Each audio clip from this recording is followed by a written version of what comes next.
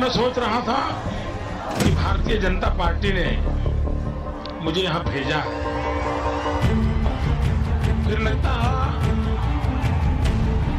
शायद मैं काशी जा रहा हूं, लेकिन आज यहां आने के बाद लगता है कि न मुझे किसी ने भेजा है, न मैं यहां आया हूं, मुझे तो मां गंगा ने बुलाया है।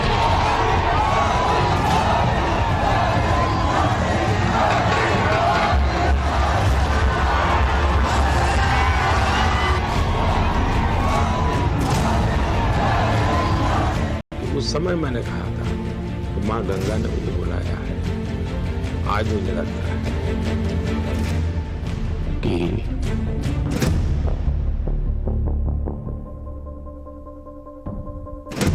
मां गंगा ने मुझे गोद लिया है। मेरी एक बूढ़ी माँ है, उससे उसका नाता है। मेरी माँ बताती है, गंगा मेरी माता है।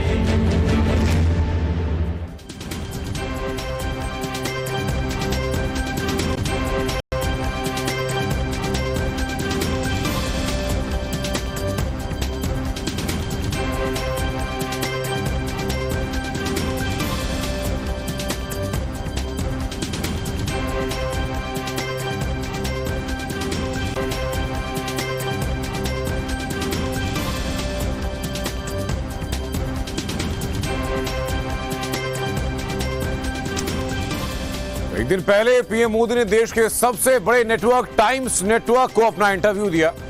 अब तक का सबसे बेबाक इंटरव्यू दिया। इस इंटरव्यू में उनसे हर मसले पर सवाल पूछा गया जिसका देश की जनता जवाब सुनना चाहती थी। नवभारत पर कल दिखाए गए इस इंटरव्यू का जो सबसे अहम पार्ट था, जिसने लोगों का ध्यान अपनी तरफ खींचा, वो ये कि मां गंगा ने मुझे गोद लिया। इस दौरान पीएम भावुक भी हुए। 10 साल पहले पीएम ने काशी की धरती से लोकसभा चुनाव के मैदान में उतरे और तब से अब तक उन्हें काशी विश्वनाथ और वहां की जनता का लगातार आशीर्वाद मिलता रहा और शायद यही वजह कि उनका काशी से गहरा रिश्ता बन गया। तो चलिए पहले आपको इंटरव्यू का वो हिस्सा सुनवाते हैं।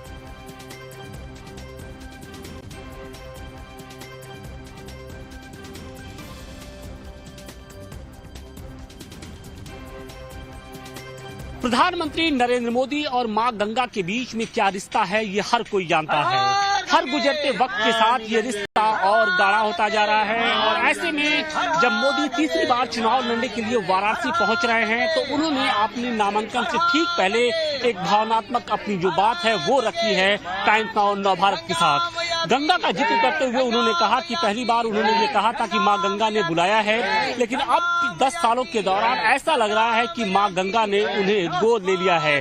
और यही कारण है कि देखिए जो गंगा प्रेमी है वो भी इस वक्त बेहद उत्साहित है। काशी में एक बिल्कुल अलग जो भावनात्मक है जो बातें हैं वो इस वक्त सामने आ रही हैं। इस वक्त हम गंगा के किनारे ही मौजूद हैं और यहाँ पर जो गंगा प्रेमी हैं वो प्रधानमंत्री नरेंद्र मोदी की तस्वीरों के साथ उनका शुक्रिया अदा करने के लिए यहाँ पर पहुंचे हैं। शिवम, क्या कहेंगे? प्रधानमंत्री नरेंद्र मोदी ने एक बेहद भावनात्मक बातें हैं जो अपने दिल की बात है वो काशी वासियों के सामने कही है। क्या लगता है कि क्या वाकई मां गंगा ने उनको गोद ले लिया है?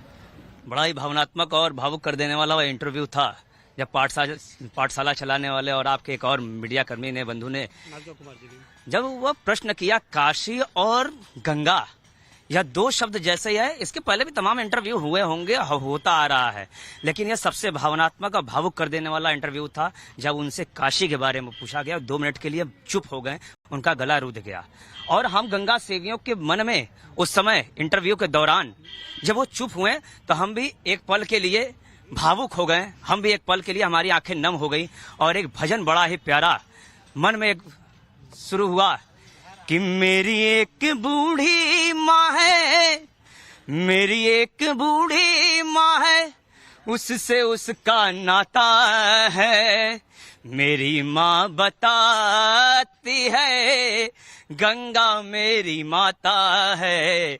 मेरी माँ बताती है, गंगा मेरी माता है।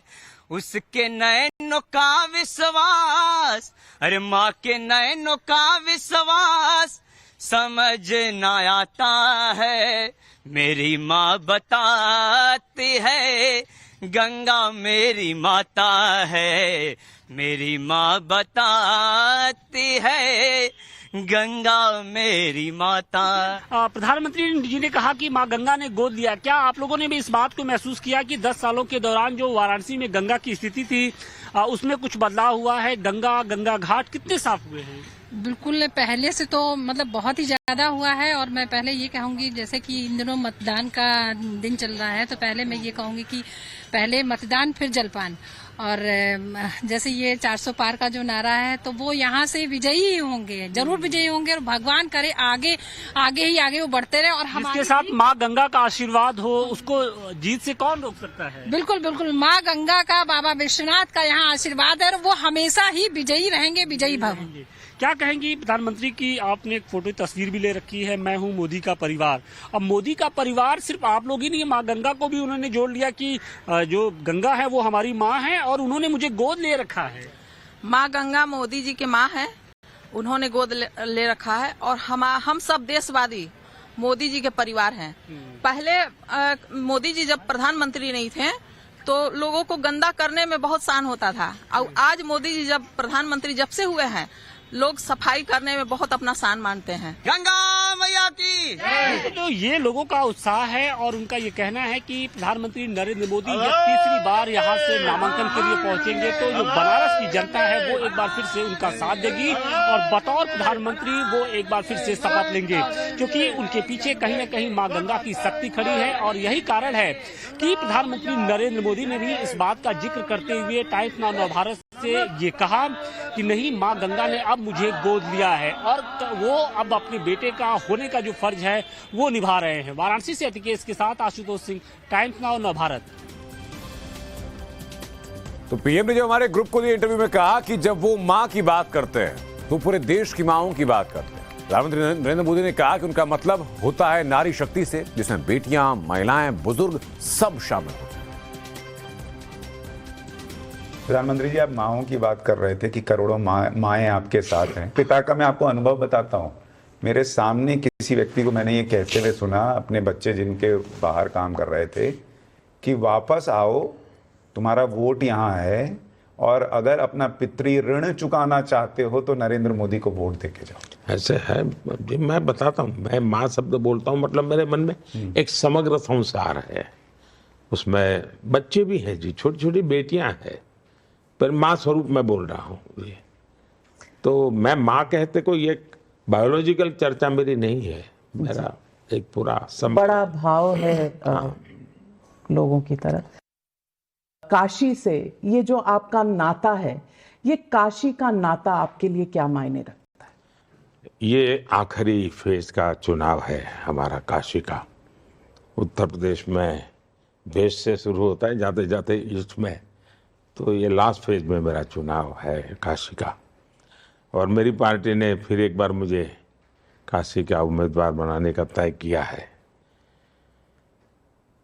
मैं लेकिन थोड़ा भावुक हूँ उस संबंध में, राजनीतिक दृष्टि से जो भी होगा। मैं जब 2014 में काशी गया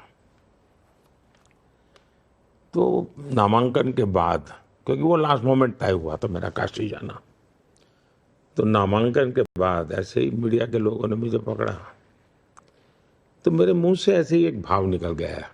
और उस दिन आप देखेंगे मेरा वो बिल्कुल, मैं तैयार नहीं था, अचानक ही मुझे पकड़ा था। मैंने कहा देखिए भाई, न मैं यहाँ आया हूँ, न मुझे किसी ने भेजा है, मुझे तो माँ गंगा ने बुलाया है। ऐसा मैंने 2014 में कहा था। लेकिन आज 10 साल के बाद मैं पूरे भावुकता से कह सकता हूँ कि उस समय मैंने कहा था कि माँ गंगा ने मुझे बुलाया है। आज मुझे लगता है कि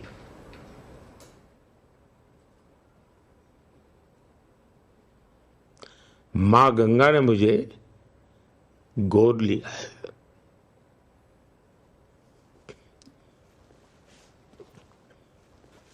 तो अभी 10 साल बीत गए, काशी से इतना नाता जुड़ गया कि अब मैं कभी भी बोलता हूँ तो यही कहता हूँ मेरी काशी, और इसलिए एक माँ बेटे का जैसा रिश्ता, वो रिश्ता मैं मेरी काशी के साथ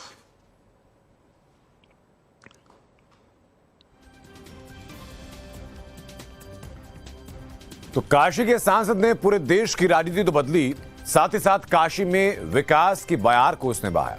काशी में विकास का वो काम किया जिसकी परिकल्पना काशी के निवासियों ने कभी की थी, या जो एक उदाहरण के तौर पर एक सांसद अपनी कॉन्स्टिट्यूएंसी में कर सकता। उसकी कुछ झलकियां मैं आपको दिखाता हूं कि कैसे काशी ने पिछले 10 साल में प्रगति की वो रफ्तार देखी जो पिछले कई दशकों से काशी जिनकी हकदार थी, लेकिन वैसा चीज हुआ नहीं।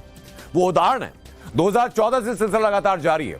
10 साल में 45 बार पीएम मोदी काशी का दौरा कर चुके, और इन 10 सालों में जो उन्होंने अपनी काशी के लिए किया वो किसी से छिपा नहीं। भव्य काशी विश्वनाथ कॉरिडोर जिसने पूरे वाराणसी को सांस्कृतिक और आध्यात्मिक रूप से बदल दिया। 84 से ज्यादा घाटों का जीर्णोद्धार कराया गया, जो अपने आप में एक उदाहरण है विकास कार्यों को लेकर के। मल्टी लेवल इंडोर स्टेडियम का निर्माण करवाया जा रहा है, जिससे कि वहां लोगों को बहुत फायदा होगा, प्रतिभाओं को भरने का मौका मिलेगा। काशी को मोदी ने इंटरनेशनल क्रिकेट स्टेडियम की सौगात दी है। इसके अलावा वाराणसी के जाम को खत्म करने के लिए पहला पब्लिक ट्रांसपोर्ट रोपवे का निर्माण काशी के अंदर कराया जा रहा है। आज काशी के चारों तरफ रिंग रोड का जाल है। आपको बताऊं कि बाबतपुर वाराणसी हाईवे लगभग 17.5 किलोमीटर लंबे इस हाईवे को आज गेटवे ऑफ बनारस कहा जाता है। रेलवे स्टेशन, एयरपोर्ट को और ज्यादा आधुनिक काशी के अंदर बना दिया गया। ये तमाम वो कार्य जो कि अनदेखे नहीं किए जा सकते। दुनिया का सबसे लंबा रिवर क्रूज इसके अंदर स्थापित किया गया। इसके अलावा सबसे लंबा रिवर क्रूज जो स्थापित हुआ तो देश विदेश से लोग पहुंचने के लिए आते हैं। हैंडलूम के लिए ट्रेड फैसिलिटी सेंटर का आयोजन किया गया, बनाया गया, ताकि वहां के जो लोकल कामगार हैं वो बेहतर तरीके से काम कर पाए, उनको अंतर्राष्ट्रीय स्तर पर एक मार्केट उपलब्ध हो पाए। ये तमाम वो बातें थी जो कि पीएम ने बतौर सांसद काशी को तोहफे के तौर पर दी हैं। लेकिन जब नारी शक्ति की बात आती है, जब आधारभूत संरचना को और बेहतर करने की बात आती है, सामाजिक रूप से समग्र तौर पर महिला सशक्तिकरण की बात आती है, तो कैसे उनकी सोच आधी आबादी को साथ लेकर आई है, जरा देखिए। वो बताता हूं आपको कैसे उनका समाधान किया जाए। इसके लिए केंद्र सरकार की क्या क्या योजनाएं हैं, जरा योजनाएं आप देखिए। वो एक एक करके योजना आपके सामने में रखता हूं। पहली योजना प्रधानमंत्री उज्ज्वला योजना। देश भर में जहां चूल्हे का इस्तेमाल किया जाता था, उन महिलाओं को अब सिलेंडर दिया जाता है ताकि उनके फेफड़े बचे रह सकें, ताकि उनका स्वास्थ्य बेहतर हो।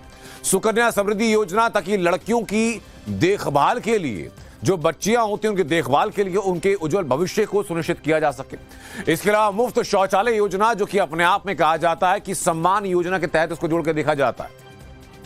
मुस्लिम महिलाओं के लिए 3 तलाक से मुक्ति, जो कि उनकी आजादी की राह में एक अहम मील का पत्थर बनकर खड़ा हुआ है। बेटी बचाओ बेटी पढ़ाओ योजना, ताकि बच्चियों की शिक्षा को प्रोत्साहित किया जा सके, बच्चों को सबल सक्षम बनाया जा सके। ये तमाम वो योजनाएं जो कि पीएम नरेंद्र मोदी ने बतौर देश के प्रधान सेवक रहते हुए लागू की। इसके अलावा प्रधानमंत्री मातृ वंदन योजना, जो फर्टिलिटी रेट था या मातृ शिशु प्रजनन जो दर थी वो लगातार कैसे बेहतर हुई है देश के अंदर, उसमें एक बड़ा रोल इस योजना ने अपनाया। उसके अलावा सुरक्षित मातृत्व आश्वासन सुमन योजना को अपनाया गया। उसके अलावा फ्री सिलाई मशीन योजनाएं, ताकि जो ग्रामीण आंचल की महिलाएं हैं उनको इंडिपेंडेंट किया जा सके, उनको आत्मनिर्भर किया जा सके, खुद में वो सक्षम हो पाए। महिला शक्ति केंद्र योजना, जो तमाम योजनाएं चलाई जाती हैं उस केंद्र में के द्वारा महिलाओं को सारी जानकारी न सिर्फ मिलती है बल्कि आर्थिक रूप से, मौलिक रूप से जितनी सहायता चाहिए होती है महिलाओं को वो मिलती है। सुधार गृह योजना पीएम की तरफ से चलाया गया, वो भी नारी शक्ति नारी उत्थान के लिए। तो तमाम वो योजनाएं जो कि महिला शक्ति के लिए, आधी आबादी के लिए, जिसको कि भारतीय समाज में समाज की रीढ़ कहा जाता है मातृशक्ति को, वो तमाम योजनाएं पीएम मोदी की तरफ से चलाएगी। इसी बीच